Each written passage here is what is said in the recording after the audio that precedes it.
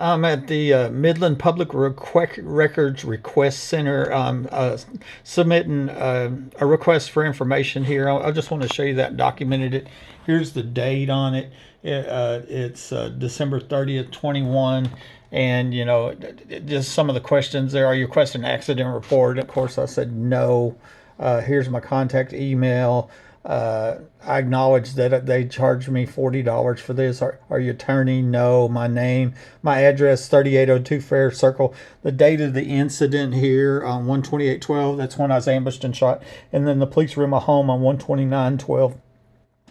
Here's the report number and the investigation number here. Highly what do you say, falsified police report. Now that we know, compared to the other evidence, the security cameras, etc. We know police were in my home, all that. Okay, type of incident. Here you got to put this. We're gonna go assault, okay, because I'm ambushed and shot.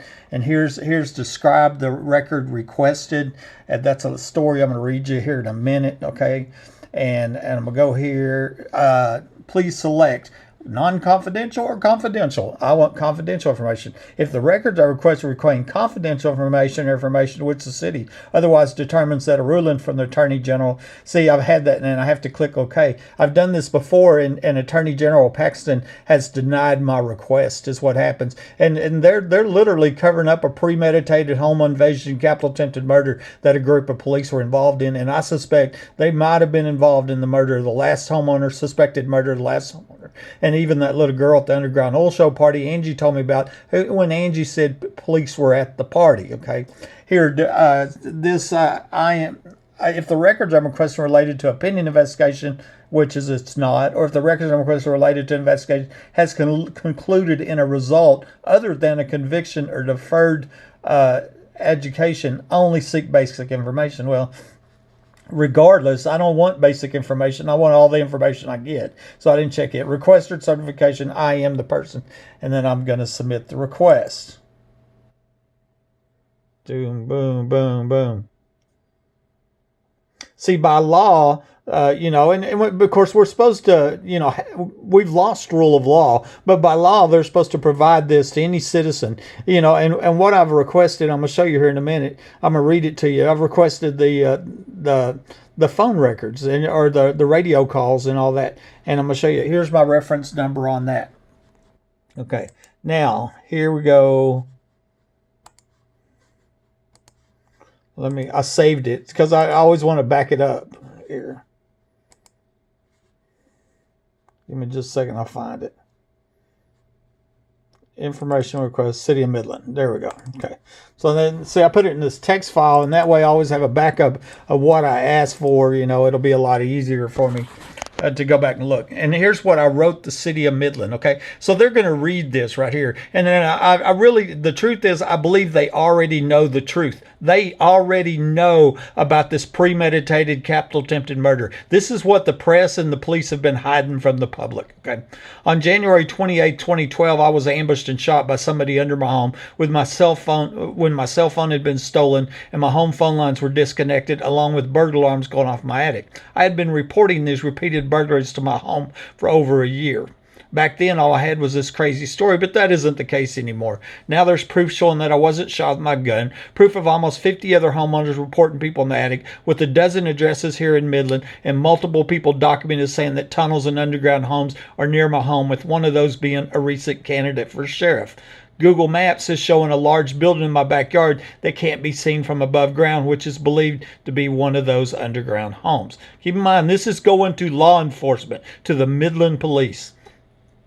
In 2019, it was found out there was a police report for the night of this home invasion and premeditated murder attempt, which had been illegally withheld. All police reports had been subpoenaed in December 2013, but this report was not provided, and the reason is easy to see, as it incriminates police in this home invasion and premeditated capital attempted murder that left me crippled and without a job.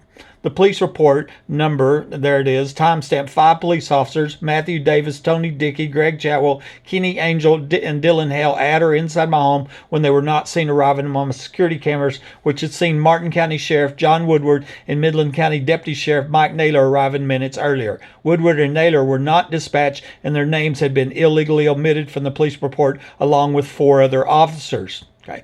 Since all of my other doors were secured with extra locks as noted on the police reports, this proved these police had entered my home from a now removed trap door which the ex-wife had already told me about and from where the would-be killers had shot me from. The police were under my home, and it was somebody under my home that had shot me with my phone lines cut in a premeditated capital attempted murder.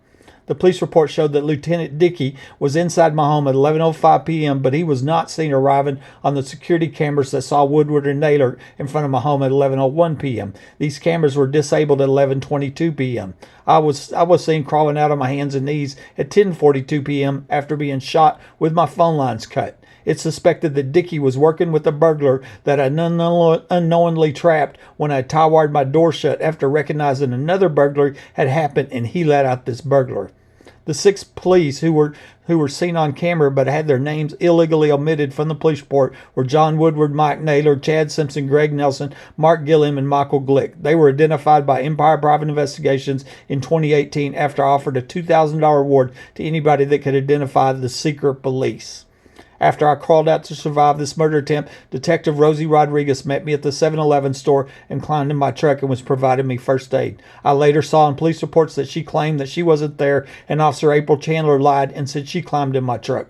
Furthermore, Rodriguez lied on police reports and said that she found a tripwire attached to my gun, but the evidence shows none of the other 10 officers seen in my home mentioned a tripwire, and no tripwire is in evidence. CSI Marty Barrett said he picked up my gun at my home with no mention of this tripwire. In fact, Barrett had checked in 4 live shells from my shotgun, but he did not check in an empty shell, which would have been in my gun had I'd shot myself. This is besides multiple other proofs showing that I wasn't shot with my gun. A local businessman, Aaron Packelhofer, asked me if I knew the names of the 4 people who had been murdered, died in my home, which told me that I was supposed to be the 5th person.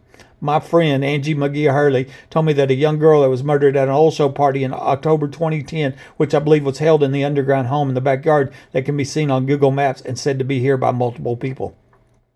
The young previous owner of this home, Mike Lawlessness, died the week before the 2008 oil show started with conflict reports of where he died at. I believe he was murdered here and then taken to Fort Worth, and possibly by the same people that shot me from under my home on January 28, 2012. A former neighbor, Marilyn DeLuigi, told me twice that Mike Lawlessness died in my home, but she also said that somebody else died here before him. I've wondered if that was still missing Odessa man, Rini Escobar Sanchez. He was reported missing on July 12, 2008, 3 months before Mike died.